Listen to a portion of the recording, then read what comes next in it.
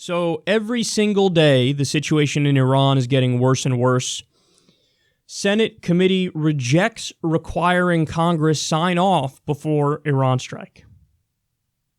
So this is Congress saying, meh, Constitution, schmonstitution.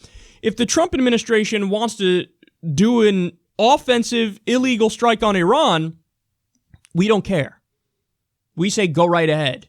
Now, just understand, every single Republican who supports this and pretends to care about the Constitution, they're liars. They're liars. The Constitution is crystal clear. Only Congress can declare war. They're totally rolling over and saying, yeah, whoever's president, go right ahead. Well, what happened? You guys were just screaming and yelling and bitching and moaning about Donald Trump and his authoritarian tendencies, and we can't have a lunatic like this with his finger on the red button. And then they turn around and they're like, oh, by the way, yeah, go right ahead. We're going to let you do whatever you want and not hold you accountable at all on foreign policy. So, fuck if we care. You want to invade Slovakia? We still don't give a shit. Go right ahead. That's what's happening, man. And it really is like on foreign policy, we've gone full dictatorship. You're like, yeah, whatever. One person, rules everything, and we're all going to turn the other way. And in reality, that person who's more in control than anybody, I'd probably argue, is John Bolton and the neocons. So that's just mental. So look at what the New York Times says about Iran. In its campaign to throttle Iran into submission, the Trump administration has in the last several weeks applied smothering force, blocking the country's last avenues for selling oil, classifying the elite Islamic Revolutionary Guards Corps as a terrorist organization, and deploying ships and bombers to the Persian Gulf. Uh-oh.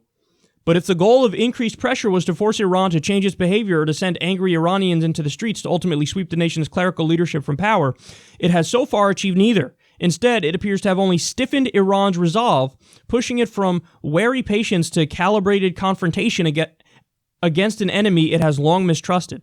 Its leaders, analysts say, are determined not to capitulate to what they view as economic and psychological warfare or to negotiate under duress.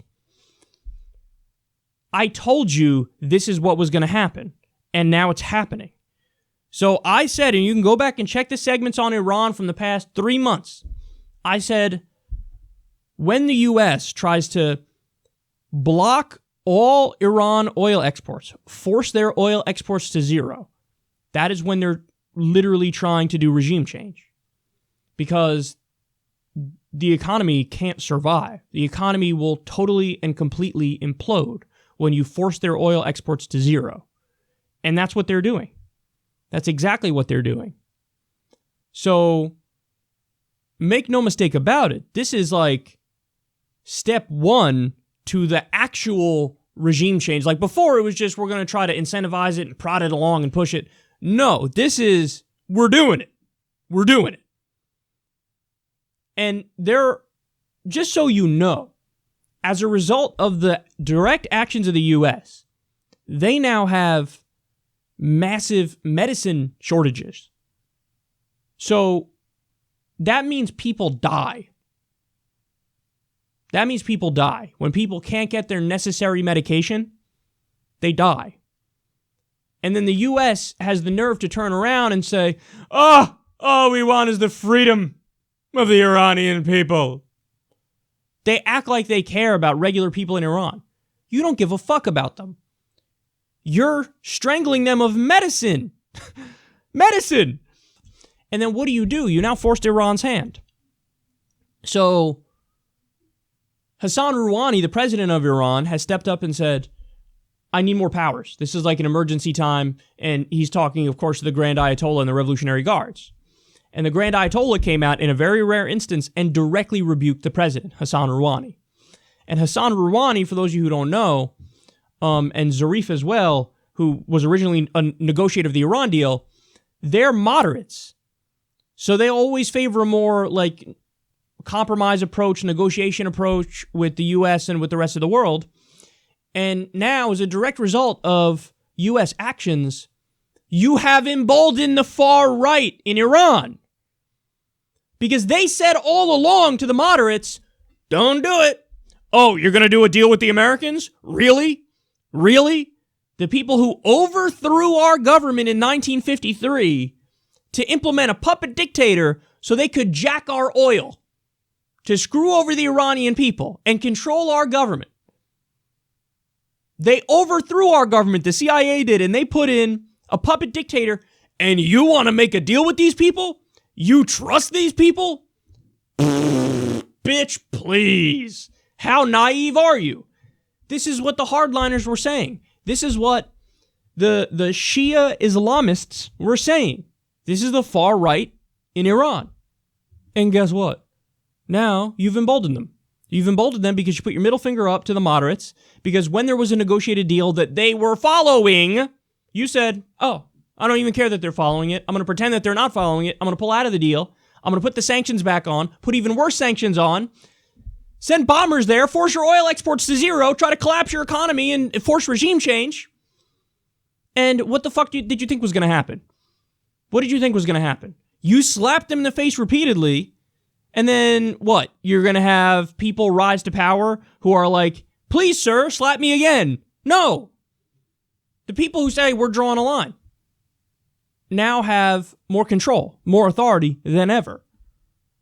So you've emboldened the worst actors in Iran. And this is what people were warning about the entire time, but they don't give a fuck. You want to know why? Here's why.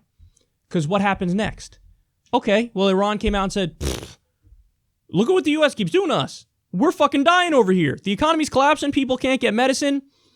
You're forcing our oil exports to zero, just destroying everything.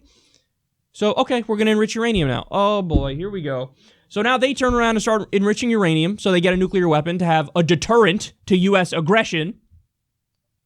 And that's when the Trump administration turns around and goes, I told you! We couldn't trust Iran all along! They're enriching uranium and they're trying to get a weapon. So now we have to act.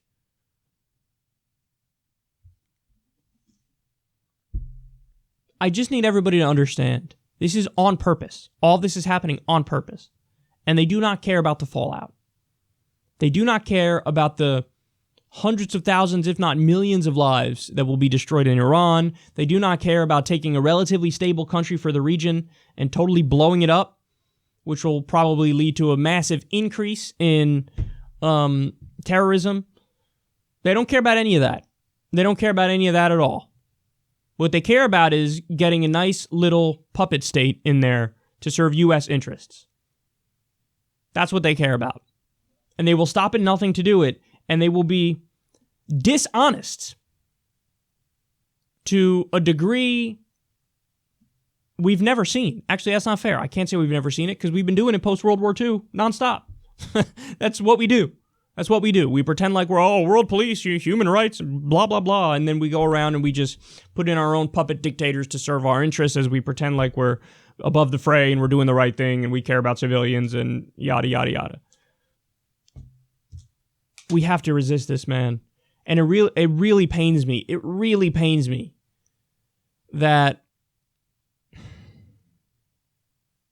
at a time when something like this is happening, it's not all systems go resistance against this. Because it's really not. It's just not. It's, if anything, it's like tepid on the Democratic side. We will tepidly oppose what this guy's doing. No, it's not. We need like robust resistance. We need Democrats in the public sphere calling these people war criminals, saying John Bolton should be locked up. Look at what he did to Iraq. Look at how they broke the Middle East. Look at how they led to an increase in terrorism. Look at how they were wrong about every prediction when it came to the Iraq war.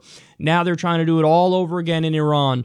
Really, you have Ilhan Omar, Bernie Sanders, Ro Khanna, Tulsi Gabbard. And the rest, it's like fucking Crickets McGee everywhere. You don't hear shit.